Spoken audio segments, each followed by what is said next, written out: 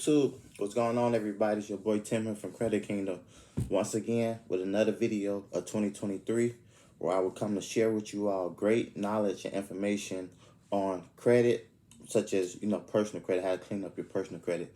So may you all continue to like, subscribe, and either share the channel. Like I said, I really do appreciate you all, and I see the channel is still growing. So today I want to talk about consumer law and how you can help yourself, your friends, or your family clean up any and everything off your credit profile within a matter of time if you do the steps that I am going to be sharing with you here today. So, as you all see, I'm still going to be using the Fair Credit Reporting Act 2021. I just bought the updated version of 2022. It's probably the same thing. They just probably just reworded some things in there, but pretty much the same information.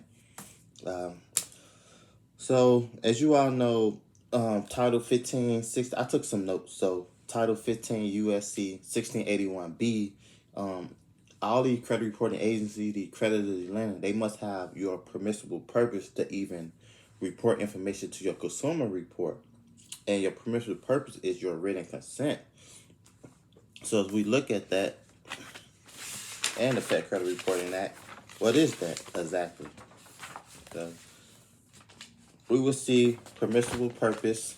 I know y'all can't see it, but get you go to law.cornell and you type in 15 USC 1681B, or you can just buy the book itself. But I just like to have things in front of me where I can highlight it, take notes, and things of that. So it says, let's see. Permissible purpose for consumer report. In accordance with the written instruction of the consumer to whom it relates. So the written instructions of you are the consumer. So did you write TransUnion, Equifax? TransUnion, Equifax, or Experian? Did you write to these corporations, or did you write to your auto loan place, your credit card, furnishers? Hey, I am giving you written instructions to report any and everything to this consumer report on my file about me. No, you didn't do that. You just signed a contract, and you maybe you made payments or you defaulted on items, and put you in a situation where they can report this information about you on your credit. So that's one law that you can use to your advantage to clear things up on your credit. So it's not hard about. You just gotta take things out of this book or whatever you got in front of you. You just gotta create your own words out of it and talk in their language. So use their language that they use in these laws when you drafting up or sending out your letters. And that leads us to people who have like late payments. You got late payments reporting, or your credit cards, it's got high utilizations. Even with your student loan, if you defaulted on your student loans, or you went deferred, you stopped paying them. All this stuff goes to 15 USC 1681A. So we go to 1681A, 15 USC. We can see that it says exclusions. So when it says exclusions, reports containing information solely as to transactions or experience between the consumer and the person making the report. So who is the person making the report? The person making the report is the people such as your auto loan people, your credit card people, your student loans, like any installment loan, revolving account, anything you can think of that you got on your report. They're the ones that's making the report. So, and they furnishing it through the three major credit bureaus, and which is which to say that Experian Transunion and Equifax, they are not called bureaus. They just consumer reporting agencies. The only bureau that is the CFPB, the Consumer Financial Protection Bureau. That's the only bureau that is. The three major agencies are just only, private corporations. that have a lot of power behind them because we're not utilizing the law of the consumer that we have to get these negative items removed. So when it says solely as the transactional experience, you get to say, what is the transaction? What is the experience? So you know how they can't report that whenever you go use your credit card or debit card, exactly what you're getting or buying? They don't report that. And so this just to show that they're not supposed to report your transactional experience, such as your late payments, your utilizations, your inquiries. That's another thing they're not supposed to report either.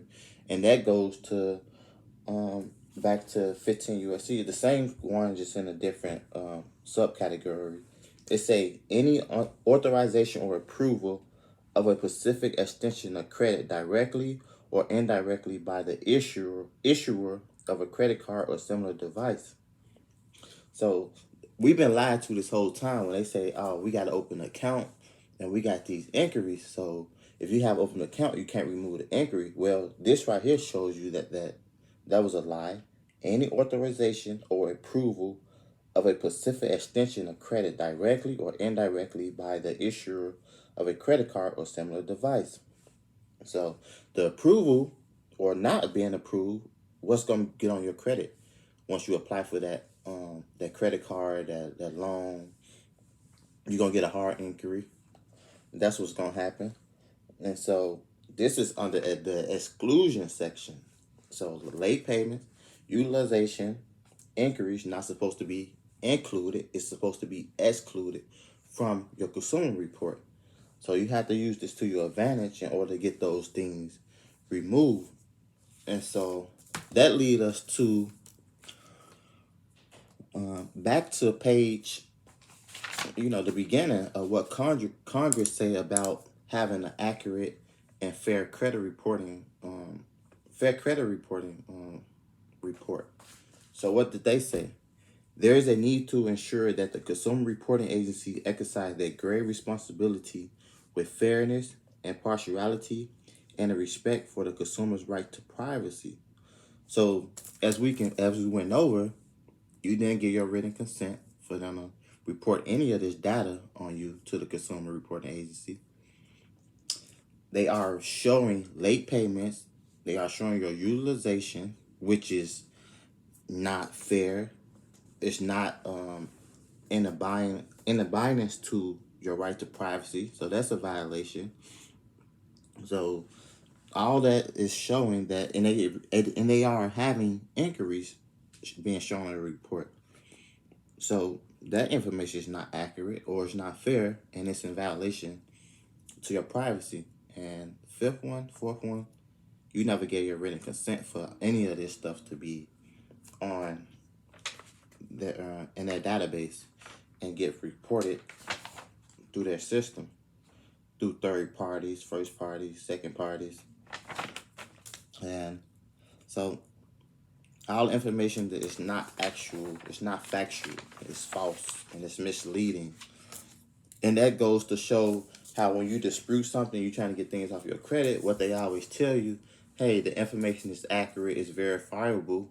But if you look at Title 15 USC 1681A subsection E, that tells us that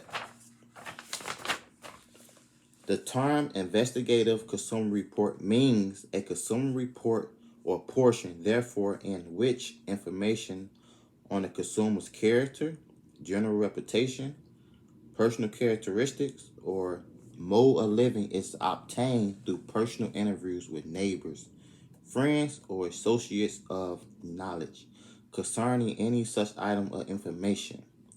However, such information shall not include specific factual information on the consumer credit record obtained directly from a creditor of the consumer or from a consumer reporting agency when such information was obtained directly from a creditor of the consumer or from the consumer. So your banks, credit card lenders, your installment loans, your auto loan dealers, all these people, TransUnion, Experian, and Equifax, where's their agent? The agent's not sending out somebody to do a proper investigative report on you. They're not sending someone to do a interview in person about you and what you got going on and your experiences. What lady? Upstairs. She sleep? They still both sleep. So that leads us to Where she at? making a video.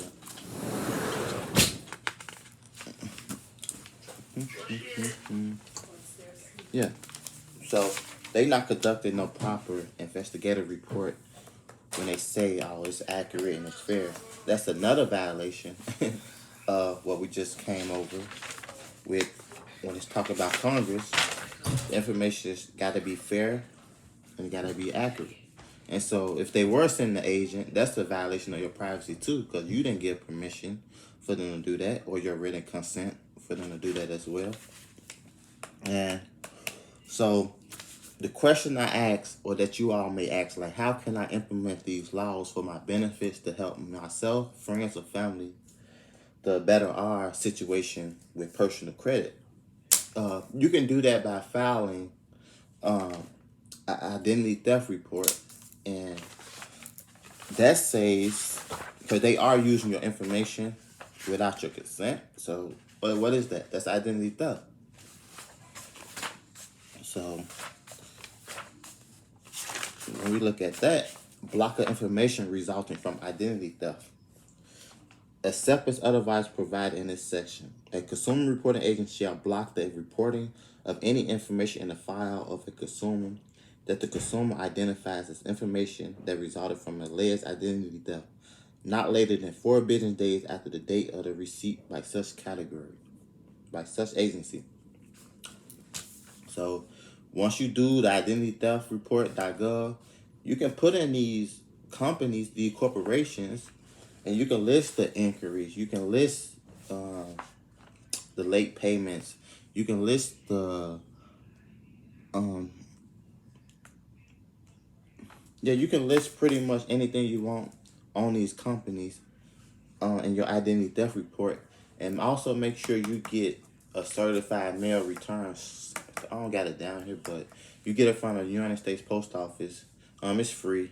You get that, the green return seat. You get the certified mail tracking, and what you do, you just put your where it's coming from and where it's going to, and I'm gonna make a video on that explaining the whole certified, how you can send it for free. Because I just sent out some stuff for free too using the United States Code Title 18. So I ain't trying to make this video too long, but yeah, once you get your identity theft report and you can file all these in your statement on that report, all these laws, the consumer violation laws that they done, they got 4 business days upon receipt of that identity theft report to block and delete all of the information that you don't want on your credit. So that just to shows us that we as the consumers have all the power to exercise our responsibilities to have what we want on our credit and what we don't want on our credit. I said we only have bad credit because of ourselves, because we don't know and understand consumer law. So we can't blame, oh, I've been late. Even though you've been late, it's not a problem. So it's a lot of stuff I've been wanting to go over, but I can't just make it all into one video. I know they tell you, oh, change your address, change up your name, change up your phone number, do a personal information update letter, freeze all the secondary prime agencies such as ARS, CoreLogic, Sage Green. Look, you don't gotta do none of that. You follow these laws and understand consumer law, make that report, send it off certified mail, and you're going to get, I would suggest too, create an affidavit. So with your identity theft report, you can type up these laws onto like a Word document stating all the violations, and you can make it into like your own affidavit of truth. So as you all know, affidavit is a sworn statement of truth under penalty and perjury And if you all been studying like the Scroll Man, the Transfer Utilities, and Redemption Manual, you would know that an affidavit stands as truth in commerce. An affidavit becomes judgment in commerce. An affidavit can only be rebutted with another affidavit. So if you make that document an affidavit and you send it out certified mail identity theft report, you would know a corporation can't come and contest your affidavit, because a corporation, they can't speak, they can't write. So it's not a living soul, so they can't do something that a living man or woman can do. And and that's to show you that who did you really cause damage, harm, or any loss to? They causing harm and damage and loss to you, the consumer. So everything is in your favor. So it's all about what you're gonna do with this information. So like I said, I've been sitting on this book for a while. I haven't even thought to go through. I just thought about understanding the basics of credit, such as payment history and all that other stuff, credit limit. So, but this is just on a whole nother level. So, yeah. So once you start to use this information and apply it, that's when you're gonna see result. But you can know anything you want to know, powerful information or not. If you don't use or apply it, then your situation never change. So hope y'all, wish y'all the best. So if you all need information or have questions, feel free to contact me on my business page at Credit Kingdom or even on this YouTube channel. So like I said, subscribe to the channel, like the channel, even comment on the channel. I appreciate you all, and may God bless you.